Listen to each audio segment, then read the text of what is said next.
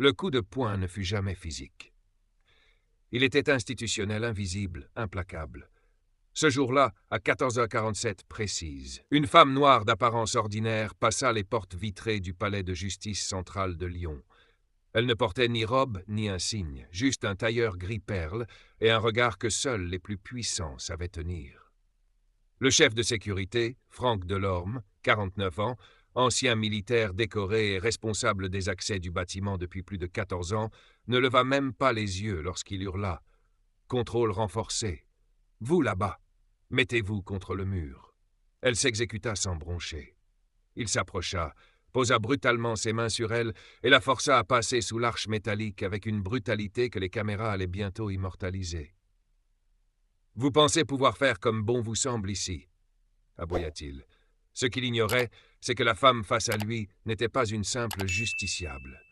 Elle était la juge Élise Marceau, récemment nommée à la Cour constitutionnelle pour enquêter discrètement sur des soupçons de discrimination et d'abus dans l'appareil judiciaire. Pendant 3 mois, elle avait reçu des lettres anonymes, des récits de fouilles humiliantes, de mots déplacés, d'intimidations ciblées. Toujours le même nom, Delorme. Elle avait décidé de vérifier par elle-même, en se faisant passer pour une simple citoyenne, en silence, sans escorte. Ce jour-là, c'était elle qui testait le système. Mais ce que Delorme n'avait jamais appris, c'est qu'il existait des gens qui ne baissent pas les yeux. Quand il l'agrippa violemment par le bras pour la repousser une seconde fois, elle articula calmement. « Monsieur Delorme, votre matricule est 02 Swat15 F. Votre supérieure s'appelle Madame Leclerc. Et vous êtes en train de commettre une violation des articles 1, 5 et 66 de la Constitution. » Il éclata de rire. Jusqu'à ce que ses collègues stupéfaits remarquent le badge tombé de son sac. Juge constitutionnel, Cour suprême de la République. Le silence s'abattit. Un silence lourd, pesant, chargé de conséquences. Jusqu'à ce moment, Delorme pensait contrôler. Mais il venait d'agresser la plus haute autorité judiciaire du pays. La juge Élise Marceau, elle, avait tout noté, le ton, les mots, la posture, les témoins. Elle avait attendu ce moment, car elle savait que c'est dans l'arrogance que l'abus se démasque. Les alarmes ne sonnèrent pas. Mais en arrière-plan, le protocole d'urgence pour atteinte à la haute magistrature venait d'être activé. En moins de 5 minutes, 3 véhicules noirs banalisés débarquèrent. Des agents fédéraux armés prirent position. « Libérez immédiatement Madame la juge », ordonna l'agent spécial Clara Bellier du Bureau de protection constitutionnelle. Delorme, blême, balbutia. « C'est une erreur. Je ne pouvais pas savoir. » « Justement, » rétorqua l'agent. « Votre devoir, c'est de traiter chaque citoyen avec respect, qu'il soit puissant ou non. Et là, vous avez échoué. Ce que personne ne savait encore, c'est que cette scène allait devenir un séisme judiciaire. Car Marceau n'était pas venue seule.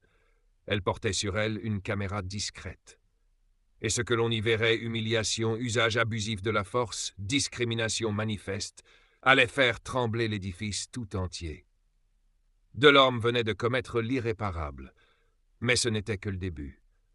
En coulisses, un réseau entier de protection complice allait être mis au jour. Des collègues, des chefs de service, des dossiers enterrés volontairement. Fin de la partie 1, la juge vient de faire tomber le masque d'un système corrompu. Mais ce qu'elle va découvrir ensuite dépasse tout ce qu'elle avait imaginé. Si tu es encore là, c'est que cette histoire t'a touché. Alors, n'attends pas. Abonne-toi maintenant. Active la cloche et laisse un like pour soutenir ce genre d'histoire vraie qui parle à tous. Ton soutien compte et on continue l'histoire maintenant. L'affaire aurait pu s'arrêter là. Une agression, un responsable sanctionné, un communiqué feutré. Mais Élise Marceau n'était pas une victime. Elle était une juge constitutionnelle avec une mémoire chirurgicale et une mission précise, faire tomber le silence. Le lendemain, à la première heure, elle déclencha l'article 4 du Code d'investigation fédéral, une procédure rarement utilisée, réservée au cas atteinte systémique aux droits fondamentaux dans des institutions publiques. À 8h17, le procureur général de la République signa l'autorisation d'enquête à portée nationale. Et en moins de 72 heures, 14 dossiers de plainte classés sans suite furent réouverts. Dossier numéro 01. Une femme enceinte fouillée à nu sans justification. Dossier Nerozeo 4. Un étudiant noir menotté pour avoir contesté un contrôle aléatoire. Dossier Neo 007. Un retraité sourd violenté pour ne pas avoir répondu correctement. Tous les chemins menaient à Franck Delorme, ou plutôt à ce qu'il représentait. Un système de sécurité devenu machine d'intimidation, protégé par une chaîne hiérarchique aveugle ou complice. Élise savait qu'il ne suffirait pas de faire tomber un homme. Il fallait exposer le réseau qui l'avait protégé. Et ce réseau, elle le connaissait déjà. Dans les semaines précédentes, elle avait discrètement recueilli des témoignages de 3 agents licenciés pour insubordination. En réalité, ils avaient refusé de fermer les yeux. Ce furent eux qui parlèrent de l'archivage truqué, des rapports réécrits après coup et de l'agent spécial Lucien Barrez, chef de la division disciplinaire, véritable architecte du silence. Le ministère ordonna alors une perquisition discrète dans les serveurs du bâtiment. Ce qu'ils y trouvèrent fut sidérant. 38 vidéos de caméras internes coupées manuellement lors d'incidents. 17 fichiers de plainte modifiés 48 heures après dépôt. Une messagerie cryptée où Barrès et Delorme échangeaient sur les éléments à neutraliser. Les médias flairèrent l'affaire, mais les fuites venaient de plus haut. Un député, alerté par Élise elle-même, lança une commission parlementaire. Plateau télé, témoignages, politique qui tente de noyer le poisson. Mais rien n'arrête la vague. Le scandale fut baptisé par la presse « Opération Marceau ». Le jour du procès, Delorme entra menotté. Son avocat demanda une procédure d'urgence pour tort moral infligé à un agent de terrain, mais la salle éclata de rires glacés. Élise Marceau, en robe noire, le regarda dans les yeux et dit simplement « Monsieur Delorme, votre pouvoir n'a jamais été réel. Il n'existait que parce que d'autres se taisaient. Moi, j'ai choisi de parler. Verdict. 6 ans ferme pour atteinte à la liberté individuelle, abus d'autorité et violence aggravée. Lucien Barrez, 5 ans, révocation définitive, confiscation de ses biens. 8 agents complices, radiation de la fonction publique, interdiction d'exercer. Le tribunal de Lyon, placé sous supervision constitutionnelle pendant 5 ans, une première historique. Mais la fin la plus marquante fut celle que personne n'avait prévue. Élise fut invitée à s'exprimer devant l'Assemblée nationale. Son discours fit trembler l'hémicycle. Ce n'est pas la violence d'un homme qui m'a marqué, c'est le silence des autres. Et tant que l'on ne fera rien contre ce silence, la violence gagnera. Quelques mois plus tard, une nouvelle circulaire imposa des caméras piétons pour tous les agents de sécurité judiciaire. Un programme de formation aux droits fondamentaux fut créé sous le nom de Initiative Marceau. Et dans les couloirs des écoles de droit, on étudia désormais l'affaire comme un cas d'école sur la responsabilité des institutions. Élise Marceau n'avait pas simplement répondu à une injustice. Elle avait montré au pays qu'il suffit d'un regard juste, d'un silence rompu, pour démanteler une forteresse de peur. Si cette histoire t'a remué, fais le savoir. Abonne-toi, active la cloche et partage cette vidéo à ceux qui pensent que la justice n'a plus de voix. Parce que parfois, il suffit d'une personne pour faire tomber tout un système. Il l'avait appelée la juge qui a cassé le silence, mais Élise Marceau n'avait jamais voulu de titre. Tout ce qu'elle voulait, c'était que plus personne ne baisse les yeux devant l'abus. 6 mois après le procès, la France avait changé. Pas partout, pas parfaitement, mais profondément.